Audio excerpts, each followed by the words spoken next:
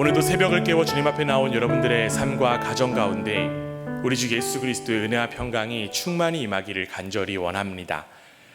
우리는 계속해서 은사에 관한 우리 고린도전서의 말씀을 함께 살펴보며 은혜를 나누고 있습니다. 어제 말씀을 통해 우리는 은사가 나를 드러내기 위해 주어진 것이 아니라 사랑 안에서 교회를 세우기 위해 주어진 것임을 함께 확인하고 들었습니다.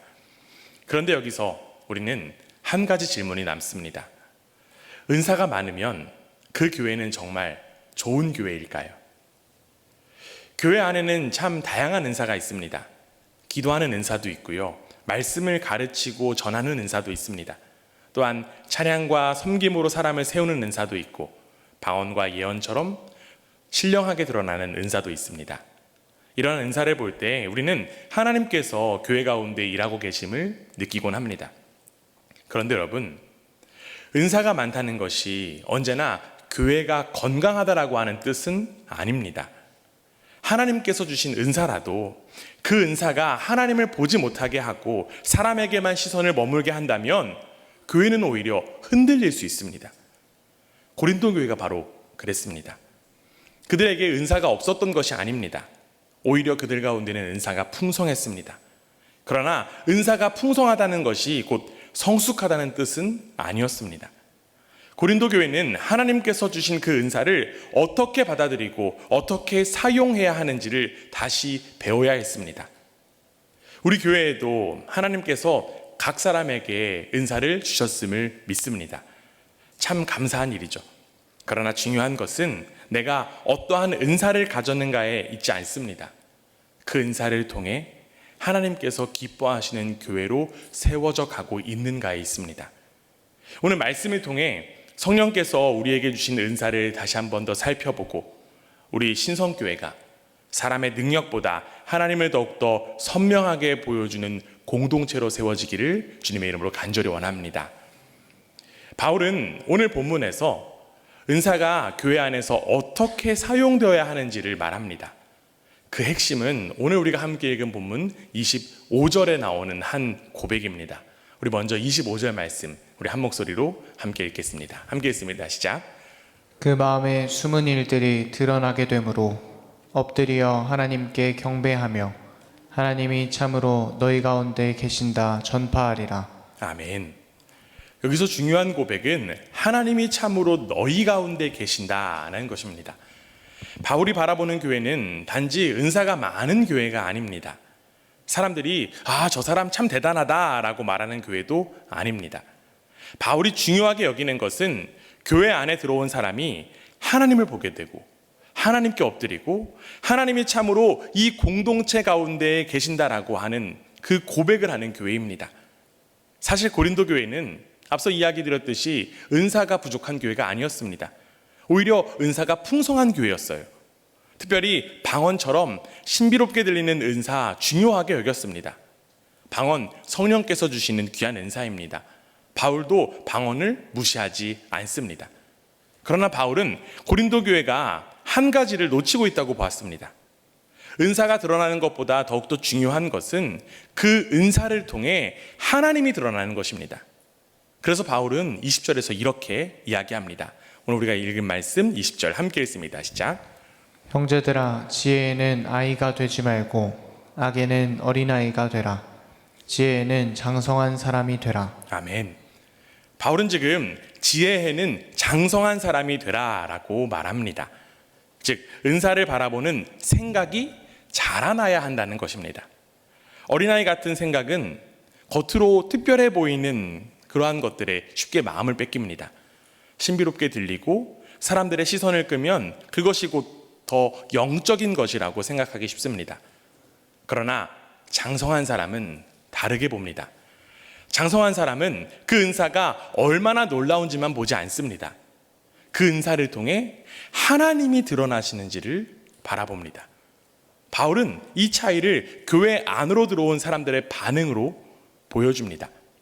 여러분 한번 생각해 보시기 바랍니다. 만약에 온 교회가 함께 모여 있는데 모두가 알아들을 수 없는 방언으로만 말한다면 어떻게 될까요? 물론 그 말을 하는 사람에게는 귀한 은사, 귀한 은혜가 될 수 있습니다. 그러나 그 말을 듣는 사람이 아무것도 알아듣지 못한다라고 하면 그 사람은 하나님을 만나기보다 오히려 혼란을 느낄 수 있습니다. 그래서 바울은 이어지는 23절에서 이렇게 이야기합니다. 우리 이어지는 23절 말씀 우리 함께 읽습니다. 시작. 그러므로 온 교회가 함께 모여 다 방언으로 말하면 알지 못하는 자들이나 믿지 아니하는 자들이 들어와서 너희를 미쳤다 하지 아니하겠느냐. 믿지 않는 사람이나 알지 못하는 사람들이 들어와서 너희가 미쳤다고 말하지 않겠느냐는 것입니다. 이것은 단지 예배의 분위기가 어수선하다는 그러한 말이 아닙니다. 교회 안에 들어왔지만 하나님을 보지 못할 수 있다는 뜻입니다. 즉 은사는 드러났는데 하나님은 보이지 않을 수 있다는 것입니다. 반대로 하나님의 뜻이 알아들을 수 있는 말로 전해질 때는 전혀 다른 일이 일어납니다. 바울은 이어지는 24절과 25절에서 그 장면을 보여주는데요. 24절 제가, 25절 여러분들이 읽겠습니다. 그러나 다 예언을 하면 믿지 아니하는 자들이나 알지 못하는 자들이 들어와서 모든 사람에게 책망을 들으며 모든 사람에게 판단을 받고 그 마음에 숨은 일들이 드러나게 되므로 엎드려 하나님께 경배하며 하나님이 참으로 너희 가운데 계신다 전파하리라. 아멘. 하나님의 뜻이 알아들을 수 있는 말로 전해질 때는 결국 하나님의 말씀이 사람의 마음을 비추고 그 사람은 자기 모습을 보게 됩니다. 그리고 엎드려 하나님께 경배하며 이렇게 고백합니다. 하나님이 참으로 너희 가운데 계신다. 이것이 바로 바울이 말하는 성숙한 은사의 사용입니다. 성숙한 은사는 사람을 감탄하게 하는 데서 멈추지 않습니다. 사람을 하나님께로 향하게 합니다. 사람의 시선을 은사자에게 붙들어 두는 것이 아니라 하나님께 돌려놓는 것입니다. 여러분, 말씀을 전하는 은사인 그 설교도 마찬가지입니다. 설교자가 많은 지식을 말하고 본문을 잘 설명할 수 있습니다. 그러나 설교가 끝난 뒤에 사람들의 마음에 설교자의 말솜씨만 남고 하나님이 보이지 않는다라고 하면 그것은 바울이 말하는 성숙한 은사의 사용이라고 말하기 어렵습니다. 참된 말씀의 섬김은 사람을 설교자에게 붙드는 것이 아니라 하나님 앞에 세웁니다. 말씀을 듣는 사람이 야, 우리 목사님 참 잘했다 해서 멈추는 것이 아니라 하나님이 나를 부르시는구나, 하나님 앞에서 내가 다시 서야겠구나 라고 고백해야 합니다. 물론 자기 모습을 보는 일 가볍지 않습니다. 하나님 앞에서 숨을 곳이 없습니다. 그러나 여러분, 복음은요, 우리를 두려움 속에 버려두지 않습니다. 그 이유가 무엇일까요? 그 이유는 예수 그리스도께서 이미 우리 죄를 대신 지고 십자가에서 죽으시고 부활하셨기 때문입니다. 그렇게 우리는 정죄로 끝나는 것이 아니라 은혜로 나아갈 수 있습니다. 그러므로 성숙한 은사는 사람을 부끄럽게 만들고 끝내는 방식으로 사용되어서는 안 됩니다. 자기 모습을 보게 하되 다시 그리스도의 은혜를 붙들게 해야 합니다. 즉, 내가 하나님 앞에 이런 사람이었구나 해서 끝나는 것이 아니라 그런 나를 위해서 주님께서 죽으시고 부활하셨구나 라고 하는 믿음으로 나아가게 해야 합니다. 우리 사랑하는 성도 여러분, 우리에게 허락된 은사가 성숙한 마음으로 사용되기를 간절히 원합니다. 성숙한 은사는 사람을 감탄하는 데서 멈추지 않고 하나님을 드러내는 줄 믿습니다.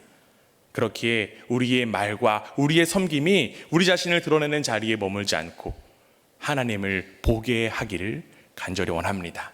특별히 우리 신성교회 가운데 하나님이 참으로 우리 가운데 계신다, 하나님이 참으로 우리 가운데 계신다라고 하는 이 고백이 들려지게 되기를 주님의 이름으로 간절히 원합니다. 우리 한 목소리로 함께 고백하겠습니다. 하나님이 우리 가운데 계십니다. 아멘.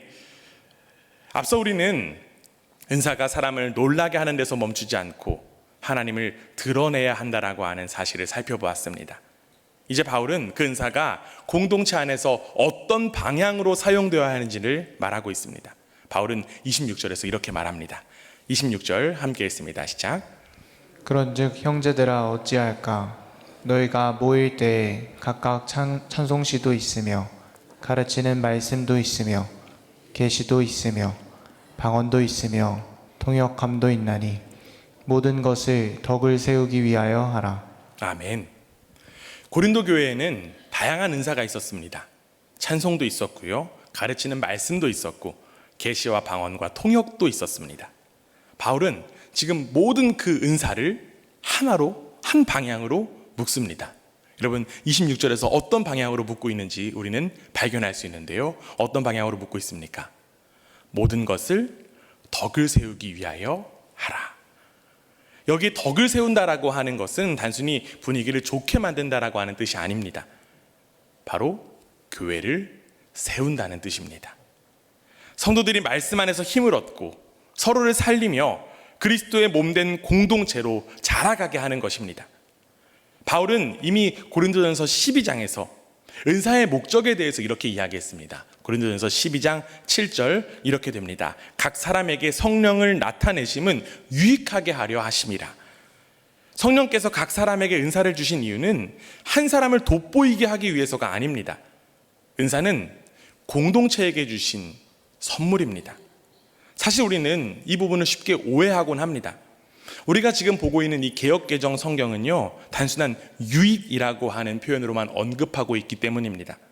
그러나 여러분, 원어를 잘 담고 있는 세번역 성경은 이 부분을 분명하게 이렇게 이야기합니다. 우리 세번역 성경으로 고린도전서 12장 7절 말씀 다시 한 번 더 확인하고 읽겠습니다. 우리 한 목소리 읽습니다. 시작. 각 사람에게 나타내 주시는 것은 공동 이익을 위한 것입니다. 아멘. 한 사람의 유익이 아니라 공동의 이익, 즉 공동체의 유익을 위해 주신 선물이 바로 은사입니다.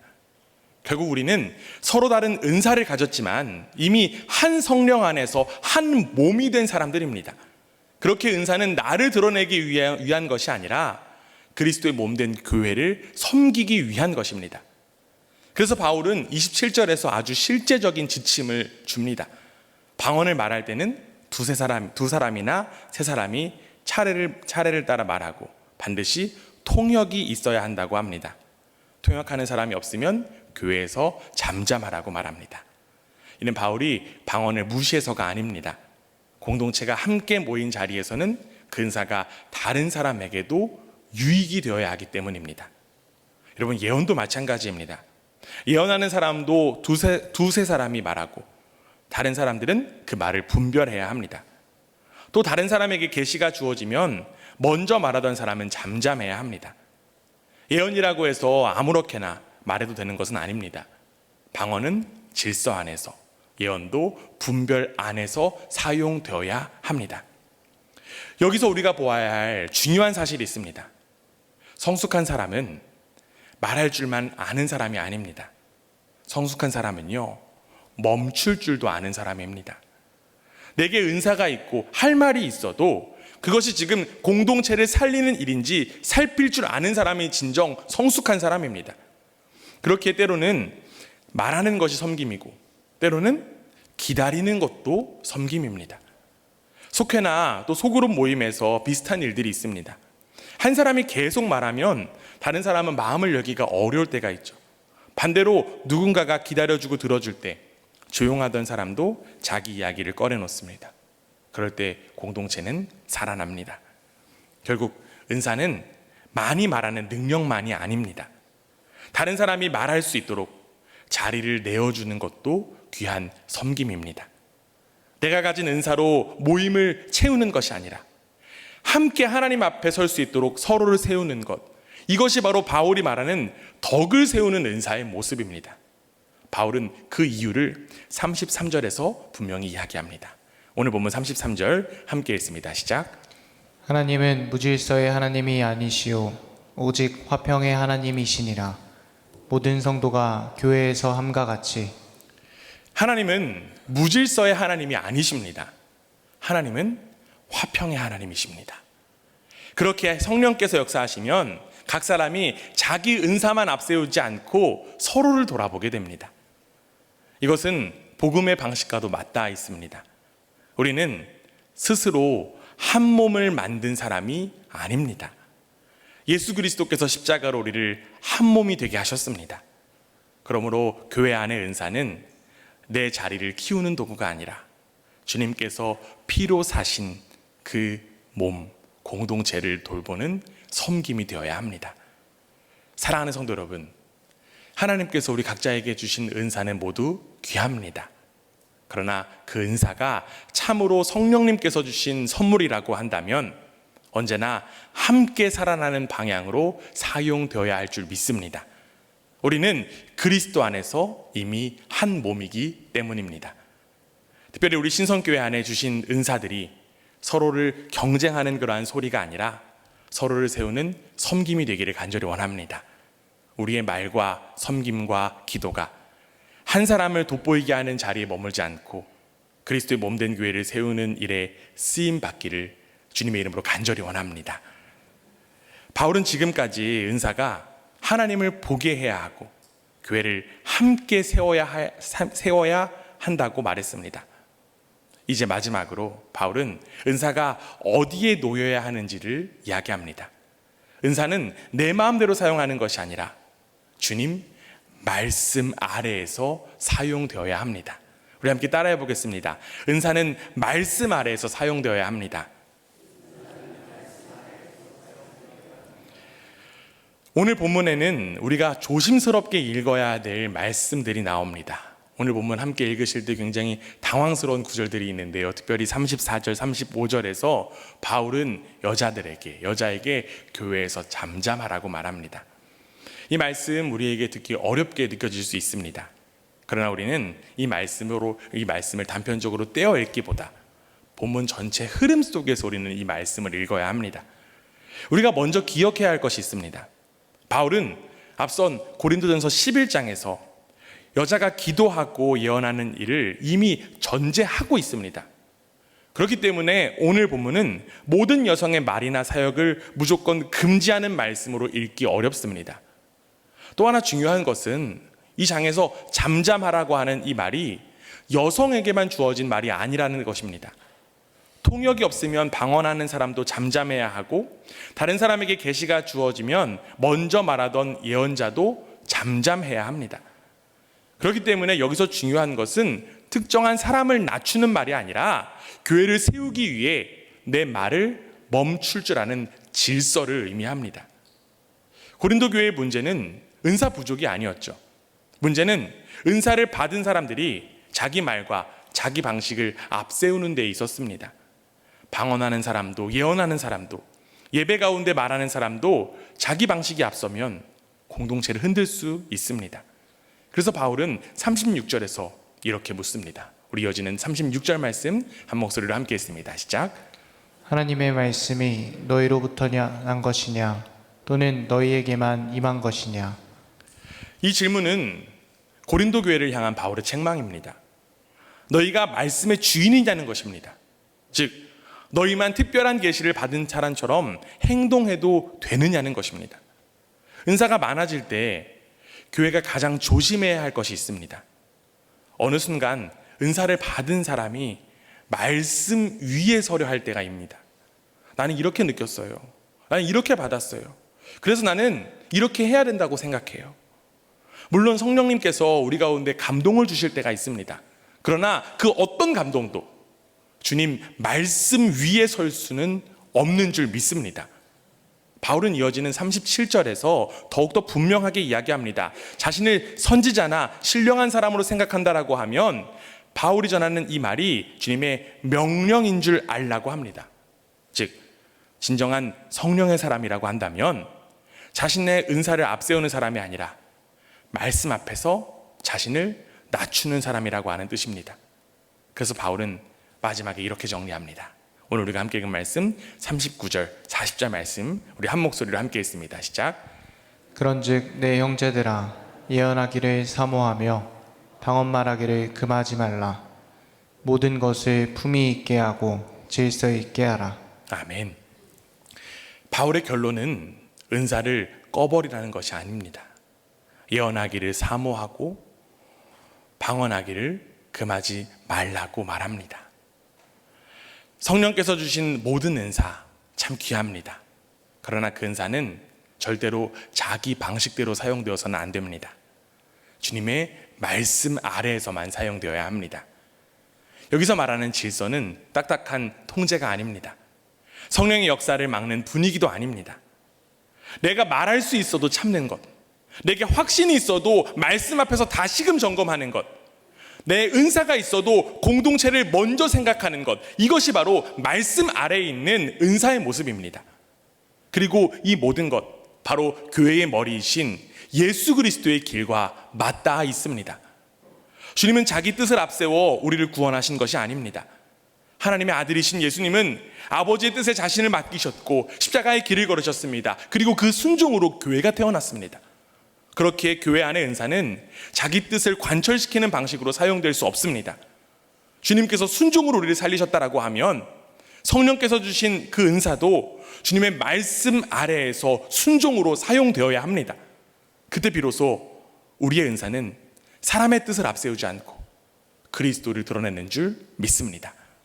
우리 사랑하는 성도 여러분, 참된 은사는 내 확신 위에 서지 않고 주님의 말씀 아래에 둡니다. 우리 신성교회가 은사를 두려워하는 교회가 되지 않기를 원합니다.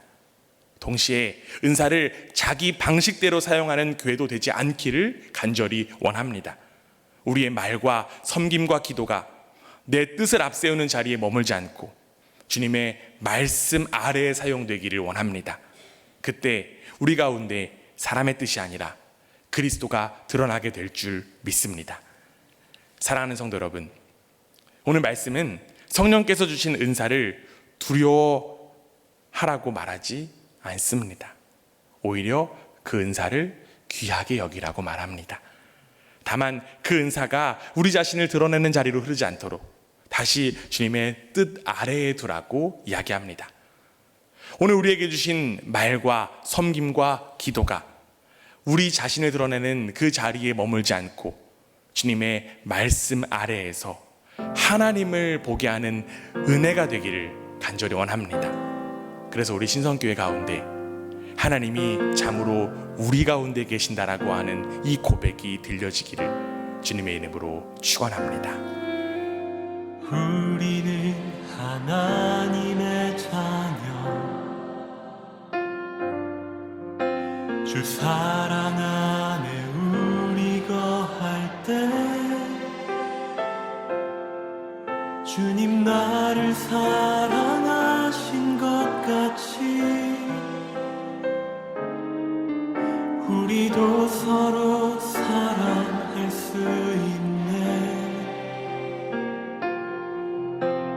우리는 주의 몸 된 교회, 뭐든지 제가 하나 될 때 예수님의 마음을 닮아가며 고통과 즐거움 함께 나누네. 하나님 안에서 하나님 안에서 우리 서로 이어져 주가 거하실 성전이 되네. 모퉁이 돌 대신 예수와 하나 되게 하신 성령 안에 함께 지어져 가네.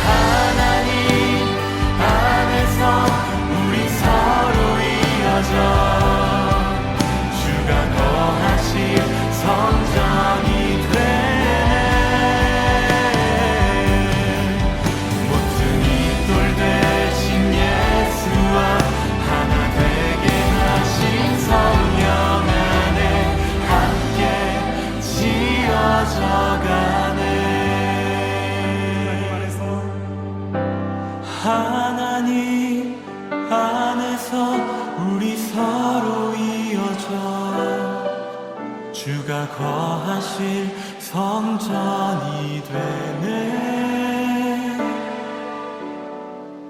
모퉁이 돌 되신 예수와 하나 되게 하신 성령 안에 한